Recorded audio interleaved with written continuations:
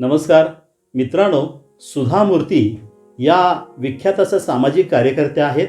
तशाच त्या कुशल लेखिकासुद्धा आहेत. त्यांनी कॉम्प्युटर सायन्समधून एमटेक ही पदवी घेतलेली होती आणि पुढे येथे टेल्को कंपनीमध्ये निवडल्या गेलेल्या त्या पहिल्या स्त्री अभियंता होत्या. इन्फोसिस फाउंडेशनच्या त्या अध्यक्षा राहिलेल्या आहेत आणि इन्फोसिस फाउंडेशनच्या माध्यमातून त्यांनी उल्लेखनीय असं सामाजिक कार्य केलेलं आहे. या त्यांच्या उल्लेखनीय समाजकार्याबद्दल त्यांना 19 नोव्हेंबर 2004 रोजी राजलक्ष्मी पुरस्कारानं सन्मानित केलेलं होतं आणि 2006 साली भारत सरकारनं त्यांना पद्मश्री हा पुरस्कार देऊन सन्मानित केलं. त्यांचं एकंदरीत सामाजिक कार्य आणि त्यांची साहित्य सेवा याबद्दल त्यांना अनेक विद्यापीठानं डॉक्टरेट्स बहाल केलेले आहेत. त्यांचं वाईज अँड अदरवाईज हे पुस्तक अतिशय गाजलं आणि या पुस्तकातील अ lesson in life from a beggar, एका भिकाऱ्यानं दिलेला धडा, ही कथा आज आपण शिकणार आहोत. A lesson in life from a beggar, एका भिकाऱ्यानं दिलेला धडा. Meena is a good friend of mine. Meena ही माझी चांगली मैत्रीण आहे. She is an LIC officer earning a good salary.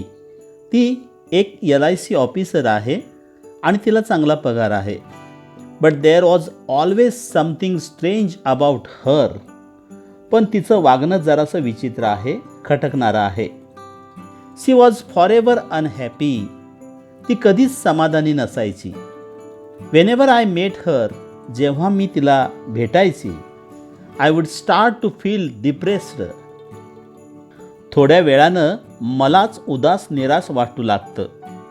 It was as though her gloom and cynicism had a way of spreading to others. जणू काही तिच्या ठायी असलेलं नैराश्य, औदासिन्य तिच्या सहवासात येणाऱ्यांनाही झाकळून टाकतं. She never had anything positive to say on any subject or about any person. कोणत्याही विषयावर किंवा एखाद्या व्यक्तीबद्दल तिला चांगलं बोलताच येत नाही. For instance, I might say to her, Meena, did you know Rakesh has come first in his school.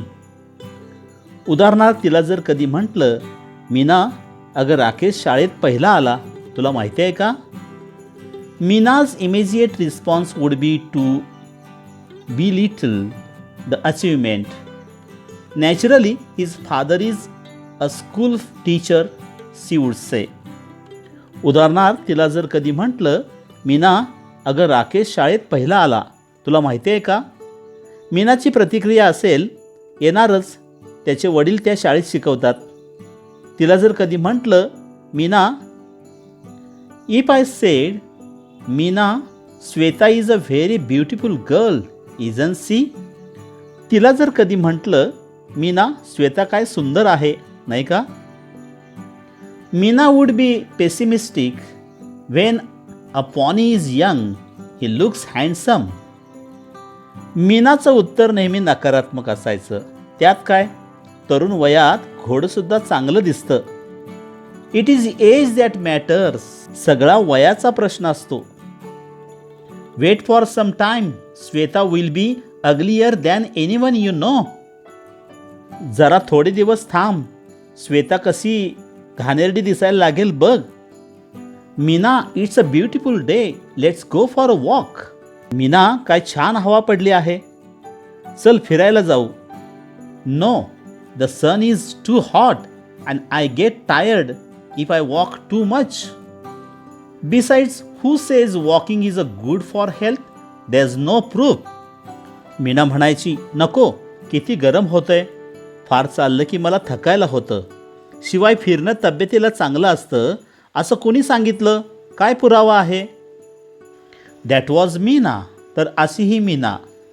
She stayed alone in an apartment as her parents lived in Delhi. ती आपल्या फ्लॅटमध्ये एकटीच राहायची कारण तिचे आईवडील दिल्लीला होते. She was an only child and had the habit of complaining about anything and everything. ती एकुलती एक मुलगी होती त्यामुळे या ना त्या गोष्टीबद्दल सतत कुरकुर करत राहण्याची तिला सवयच होती. Naturally she wasn't a very pleasant company and nobody wanted to visit her. स्वाभाविकच तिचा सहवास कुणाला हवा असणार. सगळे तिला टाळायचे. तिला भेटायला कधी कोणी जात नसे. Then one day Meena was transferred to Bombay and soon we all forgot about her. अचानक एक दिवस मीनाची मुंबईला बदली झाली आणि आम्ही तिला विसरूनही गेलो. मेनी इयर्स लॅटर, अनेक वर्षानंतर, I found myself caught in the rain at Bombay's Flora fountain.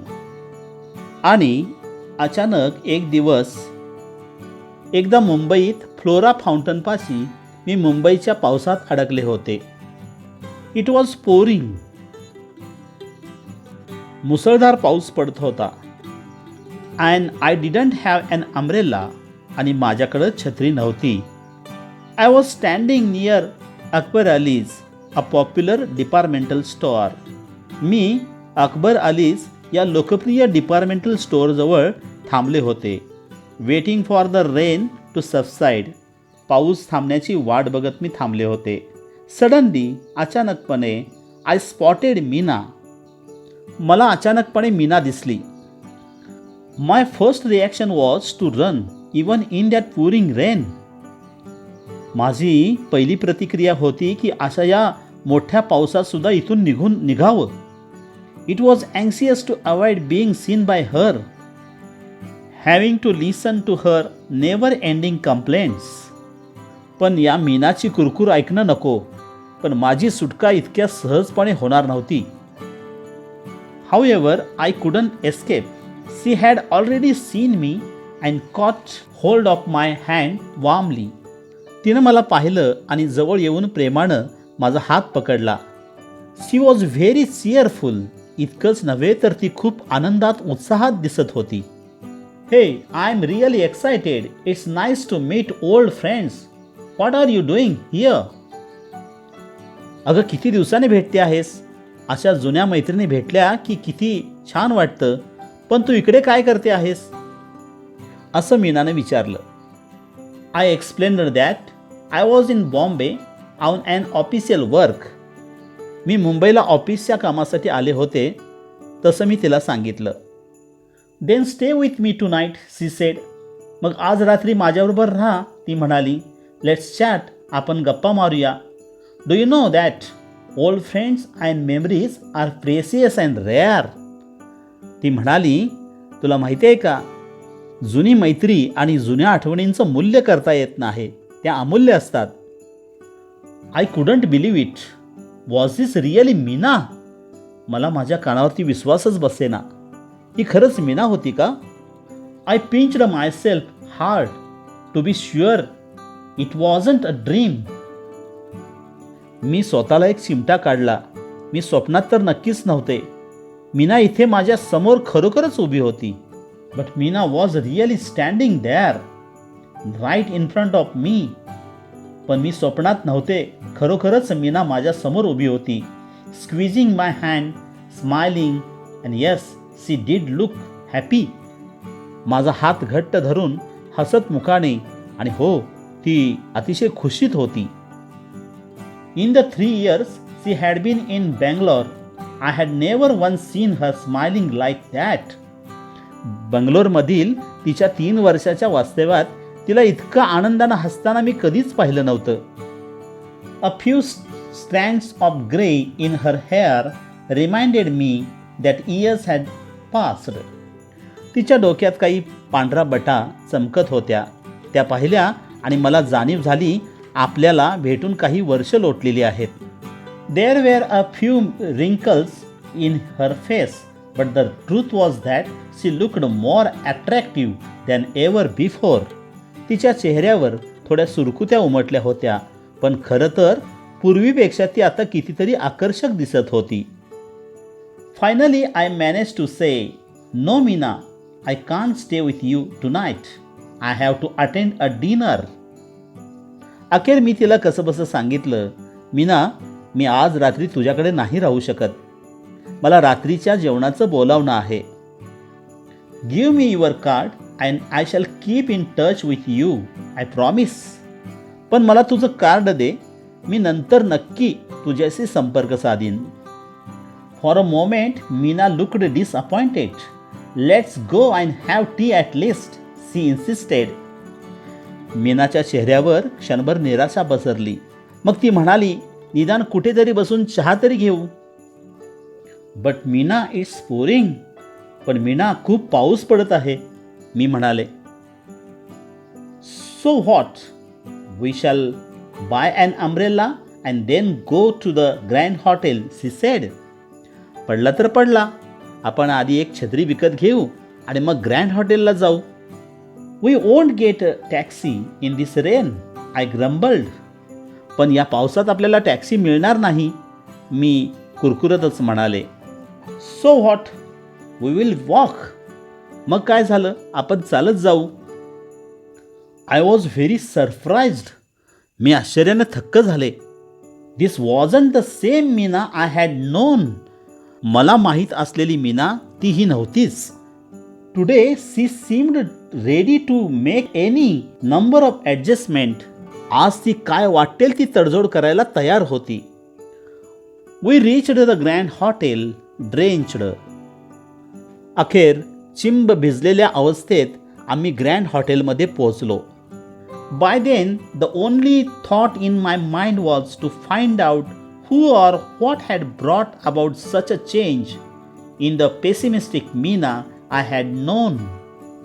मीनासारख्या सतत नकारात्मक विचार करायचा स्वभाव असणाऱ्या व्यक्तीमध्ये हा एवढा सकारात्मक असा बदल कशामुळे घडून आला हे जाणून घेण्याची माझी उत्कंठा सिगेला पोचलेली होती. I was quite curious. Tell me Meena, is there a prince charming who has managed to change you so?